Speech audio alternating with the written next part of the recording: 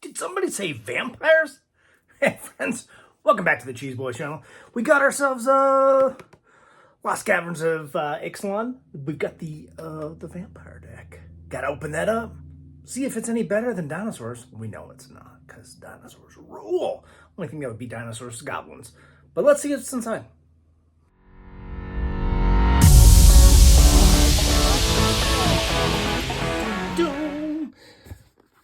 What's going on, guys? We got ourselves the next Ixalan deck here.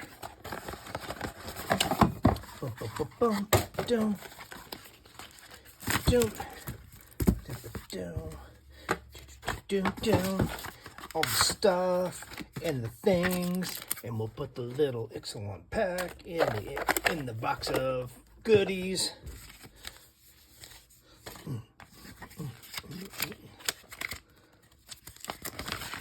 So this deck is vampires, blood rites, boop, boop, boop, with Clavalino, the first of the blessed.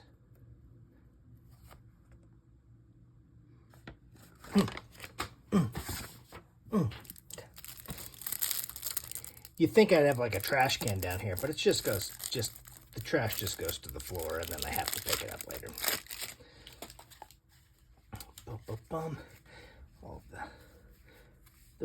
All the extra land. We'll just get rid of that right away so I can actually hold this in my hand. Boom. Clavalino. Whenever you attack, a target attacking vampire that isn't a demon becomes a demon in addition to its other types it gains. When this creature dies, draw a card and create a tapped 4/3 white and black vampire demon creature token with flying. That's pretty good. That is pretty good. God, I don't know. I didn't even know if there was demons in here. I guess we'll see. And then we got Carmen. It doesn't really sound like a vampire name, but it could be. Clavalino definitely does. Flying. Whenever a player sacrifices a permanent, put a 1/1 counter on Carmen and you gain 1 life. Whenever Carmen attacks, return up to 1 target permanent card with mana value less than equal to Carmen's power from your graveyard this battle. That's super good. Oh, it's a little expensive, but that's good. Martyr of the Dusk. Return to dust. Exile target artifact or enchantment. Swords to Plowshare. Blood Artist. Whenever Blood Artist or another creature dies, target player loses 1 life. You gain 1 life. Put that out. Bloodline Necromancer, lifelink. Boom. Dusk Legion Zealot. Enter the battlefield, you draw a card, and you lose 1 life. Hey, card draw's always good. Falkenrath Noble. Indulgent Aristocrat. Oathsworn Vampire. I think these are all like reprint ones. Village Rites. Viscera Seer. There we go. Boom. And it's a common now. That used to be a rare. Whew. Hard drop. Bartolome de Presidento. Sacrifice another creature, artifact, put a +1 counter. Boom. Cruel Celebrant. Etching of the Chosen. As Etching of the Chosen enters the battlefield, choose a creature type. Obviously vampire. Creatures that you control of the chosen type get +1/+1. Sacrifice a creature of the chosen type. Target creature you control gains indestructible to the end of turn. So sacrifice 1 to make 1 live. That works. All other vampires get +1. Boom. And then our regular acceleration. Heirloom Blade. Creature gets +3/+1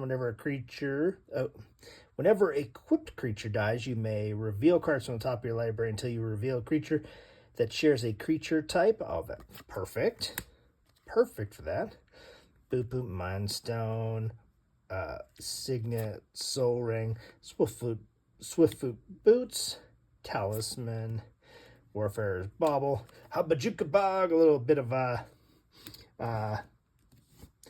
graveyard control, and the Command Tower, Orzhov's Charismatic Conqueror. Boy, that he is a good-looking man, and he is a.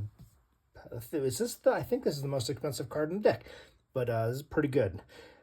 Vigilance. Whenever an artifact or creature enters the battlefield untapped and under an opponent's control, they may tap that permanent. If they don't, you create a 1/1 white vampire creature token with lifelink. Super good acceleration. Alondra's Hierophant. Whenever you gain life, put a +1 counter on Alondra's Hierophant. When Alondra dies, create X/1/1 vampire creature tokens with lifelink, where X is power. I always kind of like the idea of the vampires being, I mean, like almost always the black, but I like that you got some white ones in here. Makes a good mix. March of the Canonized. When March of the Canonized enters the battlefield, creature create X/1/1 vampire token creatures with lifelink. At the beginning of your upkeep, if your devotion to white and black is 7 or greater, create a 4/3 white and black vampire demon creature with flying. That's really good too. Redemption Choir, lifelink, Coven, Dark Legion Servant, Menace, to Master of Dark Rites. There's a sacrifice another creature, add 3 to your mana pool. Spend this mana to cast vampire, cleric, or demon spells, which is pretty much everything you got. So works perfect. That's another decent money card from this deck.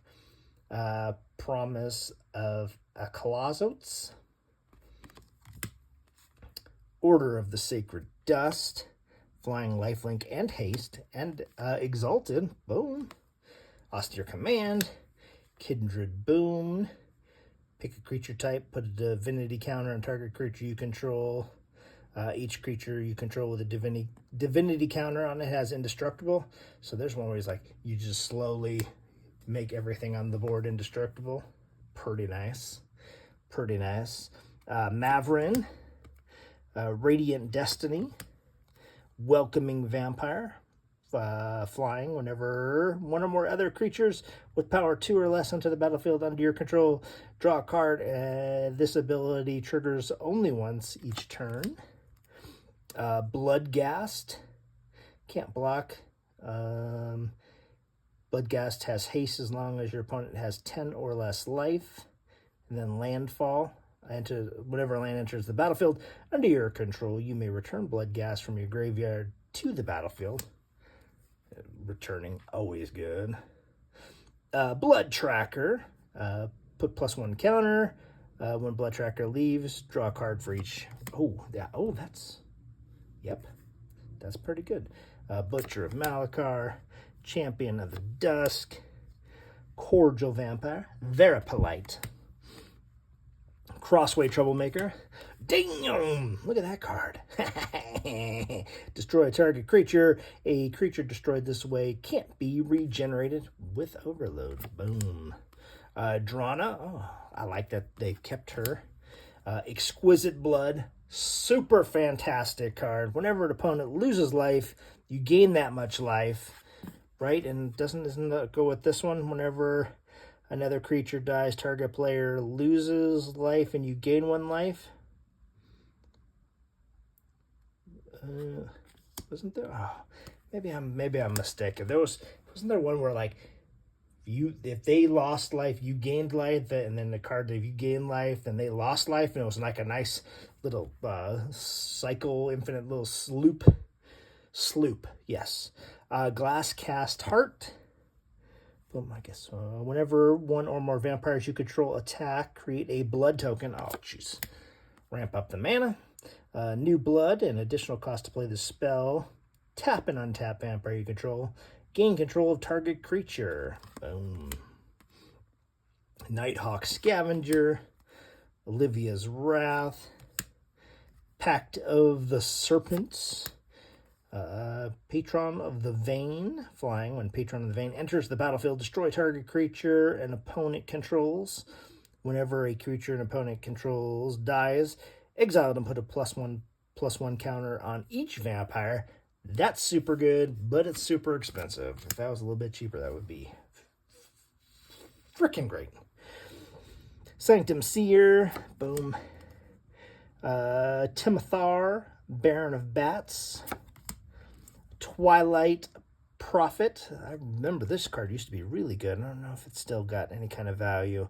Ascend at the beginning of your upkeep if you have the City's Blessing. Reveal the top card of your library and put it into your hand. Each opponent loses X life, and you gain X life, where X is the card's mana value. I like that they brought back the City's Blessing kind of thing. I think, isn't there Monarch also, right? I can't remember. Yeheni, Alondra, Dark Rose, Sorin. Those are all reprints, so I kind of go through here. Utter End, Vana, Blade of the Blood Chief, and then we got our land. Isolated, Temple, Vault of the Archangel. Creatures you control gain Death Touch and Lifelink. All the standard stuff. Boop. I guess Temple of the False God, they're throwing in all these. It was in the dinosaur one as well.